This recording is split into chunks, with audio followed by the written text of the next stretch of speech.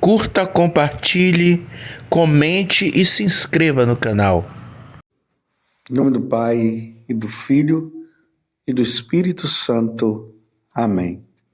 Naquele tempo, disse o Senhor: Ai de vós, porque construís os túmulos dos profetas.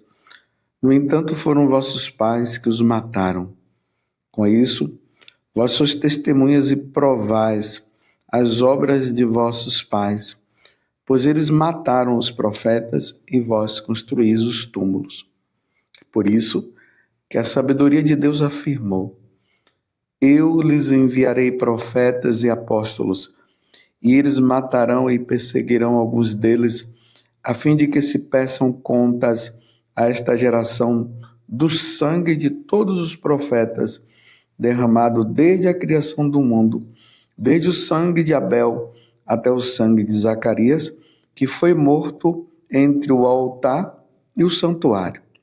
Sim, eu vos digo, serão pedidos contas disso a esta geração. Ai de vós, mestres da lei, porque tomastes a chave da ciência. Vós mesmos não entrastes e ainda impedistes os que queriam entrar. Quando Jesus saiu daí, os mestres da lei, os fariseus, começaram a tratá-lo mal e a provocá-lo sobre muitos pontos. Armavam ciladas para pegá-los de surpresa por qualquer palavra que saísse de sua boca. Palavra da salvação. Glória a vós, Senhor. Meus irmãos e minhas irmãs, hoje a igreja celebra a memória de Santo Inácio de Antioquia, bispo e mártir. Inácio, o Teóforo, aquele que conduz a Deus, como ele mesmo gostava de ser chamado. Gostava de ser chamado de Teóforo, aquele que conduz a Deus. Aqui está a missão de todo sacerdote, a missão do bispo: conduzir as pessoas para Deus, não tirá-la de Deus, mas conduzi-la a Deus. Bispo do coração ardente, Inácio, Ignatius, que quer dizer precisamente fogo. Ficou na memória dos cristãos de todos os tempos, por causa das inusitadas expressões de amor dirigida a Cristo e à Igreja, as quais se leem nas cartas escritas durante a viagem que de Antioquia devia levá-lo a Roma para ser dado como posto às feras, vítima ilustre da perseguição de Trajano. Inácio ocupava desde o ano de 79 a sede episcopal de Antioquia, a metrópole síria, terceira em ordem de grandeza no vasto Império Romano. E o historiador Eusébio de Cesareia o tem na conta de sucessor imediato de São Pedro.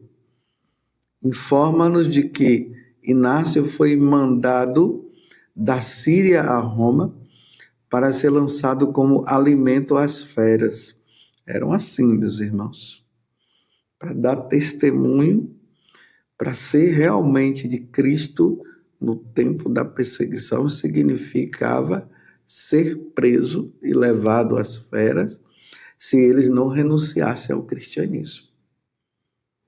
Então ele estava ali para ser lançado como alimento às feras, por causa do testemunho dado por ele de Cristo, realizando sua viagem pela Ásia, sob a custódia rígida de uma guarda numerosa, nas cidades onde parava, ia consolidando as igrejas com a pregação e admoestações. De Esmirna, onde era bispo, seu jovem amigo Policarpo escreveu às igrejas de Éfeso, Magnésia e Trale, confiando as cartas aos respectivos bispos Onésimo, Dama, Políbio, que haviam ocorrido o fim de uma de o encontrar para uma última saudação. Chegando a Troade, Inácio escreveu outras cartas, entre as quais uma a Policarpo, para confiar-lhe seus fiéis de Antioquia, a fim de que a igreja não ficasse muito tempo sem pastor. Onde está o bispo, dizia Santo Inácio, aí esteja a comunidade. Assim como onde está Cristo Jesus, aí está a Igreja Católica. Isso aqui, meus irmãos, é muito importante. Não existe Igreja Católica. Aqui eu estou falando a Igreja Católica a nível universal sem o Papa. Não existe. Essa história de Igreja Católica sem Papa, graças a Deus nós temos o Papa. Já tivemos vários papas, 266 papas. Hoje nós temos o Papa Francisco. O Papa Francisco é o Papa da Igreja Católica. Nós não estamos sem Papa, não. Hoje nós ouvimos aí algumas questões de pessoas que são da Igreja Católica, que dizem ser católicos, mas não aceitam o Papa, diz que nós estamos sem Papa, e eles estão aguardando um Papa que vem não sei de onde. Olha o que é que Santo Inácio de Antioquia ele está dizendo. Onde está o bispo, aí está a comunidade. Assim como onde está Cristo Jesus, aí está a Igreja Católica. Santo Inácio de Antioquia, ele tinha esse amor à igreja e esse amor aos apóstolos, aos bispos sucessores dos apóstolos. Tomemos cuidado, meus irmãos, com essa história de que a sede da Igreja Católica, porque o bispo de Roma, ele é o Papa da Igreja Católica, então tomemos cuidado de dizer que a sede da Igreja Católica, que está lá na Basílica de São João de Latrão, ela está vazia. Existem católicos que estão dizendo isso é um ensinamento errado, isso é uma heresia. E como nós sempre rezamos pelos papas, lembremos que Pedro, quando ele estava preso, Pedro, o primeiro papa, ele estava preso, a igreja toda rezava por ele. Hoje nós vivemos um tempo em que nós precisamos rezar muito pelo nosso Papa, pelo Papa Francisco. Rezemos pelo Santo Padre. Mas, ao mesmo tempo, tenhamos comunhão com o Papa. Se o Papa está errado em determinadas coisas, ele prestará conta dos seus atos. Ele vai prestar conta dos seus atos. Se ele está correto, vai prestar conta dos seus atos também. Cabe a nós rezarmos. Essa história de que naquele momento lá em que nós rezamos após a consagração, e aí nós rezamos, nós sacerdotes, intercedemos pelas almas do purgatório, aí nós rezamos pela igreja, e ali fala pelo nosso bispo e pelo Papa. E ali nós falamos o nome do Papa. Já ouvi pessoas dizendo que é para eu não falar o nome do Papa, porque o Papa Francisco não é o Papa. Sim, o Papa Francisco é o Papa. E graças a Deus nós vimos lá no dia em que ele foi eleito, a fumaça branca, ela subiu e aí ele apareceu na frente. Houve um conclave, ele foi escolhido. Agora, que o Santo Padre, ele precisa de muita oração? Ele precisa de muita oração. Porque se nós católicos estamos sem papas, nós não somos igreja. Nós somos o quê? Um grupo aí? Somos protestantes? Somos o quê? Não, nós temos um Papa. E Santo Inácio de Antioquia, eu repito, ele está dizendo, aqui onde está o bispo, aí está a comunidade. Então, lá em Roma está a comunidade italiana, né? Lá em Roma, a comunidade, e tem o Papa, que é o Papa Francisco. Aqui, em Lorena, nós estamos com o bispo, claro, lá é o bispo de Roma, o bispo de Roma é o Papa Francisco. O bispo da Diocese de Lorena, a qual eu pertenço, chama-se Dom Vladimir. Se eu agora digo que o Dom Vladimir, ele não é bispo, eu estou unido a quem? Que igreja é essa que não está unido ao bispo? Então, aqui nós temos o nosso pároco, que é o padre Luiz Carlos, ele é o pároco aqui da paróquia Santo Antônio, em Cachoeira Paulista, aonde nós, da Canção Nova, estamos. Aí o pároco está unido, nós estamos unidos ao padre Luiz Carlos, o pároco, que está unido ao bispo, e o bispo está unido ao Papa Francisco. A igreja, ela é hierárquica.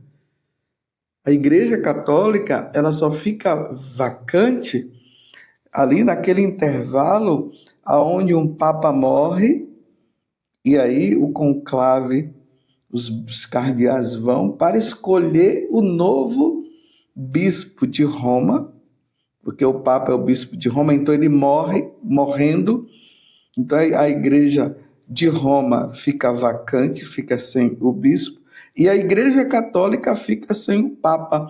Então é convocado imediatamente um conclave, porque nós não podemos ficar sem o papa, e ali é escolhido esse papa, aquele que vai ficar lá. Agora, na história da igreja, nós tivemos papas santos, sim, tivemos. Mas também nós tivemos papas que não foram tão santos assim. Por isso nós precisamos rezar. É bom porque cada um vai prestar conta dos seus atos. Mas unindo hoje a Santo Inácio de Antioquia, peçamos a ele, né, que interceda pela igreja, porque realmente nós estamos vivendo tempos de muita confusão, cada um falando uma coisa. Precisamos estar unidos àqueles que estão unidos aos sucessores dos apóstolos e ao sucessor de Pedro. Agora, cabe às autoridades eclesiásticas, os cardeais e tudo, eles devem chegar lá e, olha, Santo Padre, isso aqui não poderia ter falado isso aqui não é bom falar e tal, e assim nós vamos caminhando, porque onde está o bispo, aí está a comunidade, assim como onde está Cristo Jesus, aí está a Igreja Católica. E esta última expressão destinada a passar para a história parece ter sido cunhada por ele juntamente com a palavra cristianismo. A viagem depois da travessia de Durazo, Brisdízia, prosseguiu pela Via Ápia até Roma, que Santo Inácio de Antioquia, onde terminou seus dias no anfiteatro devorado pelas feras, apesar de a comunidade cristã ter se empenhado em poupar-lhe a pena capital, mas ele desejava ardentemente o martírio. Olha só o que ele dizia: deixa-me ser alimento das feras, pelas quais me será dado desfrutar Deus. Eu sou o trigo de Deus, dizia Santo Inácio. É preciso que ele seja triturado pelos dentes das feras, a fim de ser considerado o puro pão de Cristo. Para não ser incômodo a ninguém, almejava encontrar sepultura no ventre de alguma fera esfameada. É provável que os fiéis tenham conseguido subtrair o resto de seu corpo martirizado até o extremo, até o extremo ultraje, pois desde a antiguidade os cristãos de Antioquia veneravam seu sepulcro situado às portas da cidade e celebram sua memória em 17 de outubro, dia adotado no novo calendário em lugar de 1º de fevereiro. Santo Inácio de Antioquia, ele rogue por nós, para que nós sejamos fiéis à igreja. E no evangelho de hoje, Lucas 11, 47 a 54, Jesus continua sendo veemente ali, firme com os fariseus, com as autoridades religiosas que mataram até os profetas no passado, que os profetas foram mortos, e agora Jesus está chamando a atenção deles e dizendo: olha, vocês são daqueles que convertem uma pessoa e depois não deixa a pessoa entrar no céu. Ai de vós, mestres da lei, porque tornastes a chave da ciência, tomastes, a chave da ciência. Vós mesmos não entrastes e ainda impedistes os que queriam entrar. Estão vendo como nós precisamos rezar muito pelas autoridades da igreja? Porque realmente, quantas vezes falamos coisas que não deveríamos falar, que causa divisão, que causa problema. Rezem pelo seu bispo, rezem pelo seu pároco e rezemos todos pelo nosso Papa Francisco, pedindo a Deus a graça, que ele tenha muita sabedoria para conduzir a igreja de nosso Senhor Jesus Cristo. Mas que eu prestarei conta dos meus atos. Você também vai prestar conta dos seus erros, dos seus atos. O bispo vai prestar contas dos seus atos. O seu pároco vai prestar conta dos atos dele. O Papa Francisco e todos os papas que irão prestar conta dos seus atos. Os que já foram, já prestaram contas. Que Deus nos dê a graça da fidelidade, que sejamos fiéis à igreja de nosso Senhor Jesus Cristo, como Santo Inácio de Antioquia foi fiel. Peçamos a fidelidade. E vocês veem que quando falamos a verdade, essa verdade ela vai implicar em até no derramamento de sangue. Então, como Santo Inácio de Loyola, ou Santo Inácio de Antioquia, não se dobrou às heresias, não se dobrou aos imperadores, ele foi levado para o martírio e ele morreu.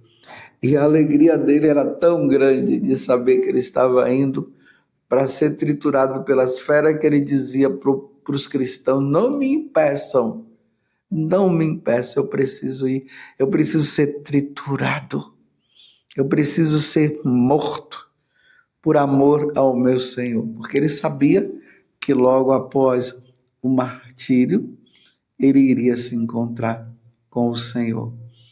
O martírio não é uma coisa fácil, não é para qualquer um, não. Lá no início do cristianismo, muitas pessoas, na hora que estavam ali para serem mortas por amor a Cristo, por amor à igreja, elas tiveram medo.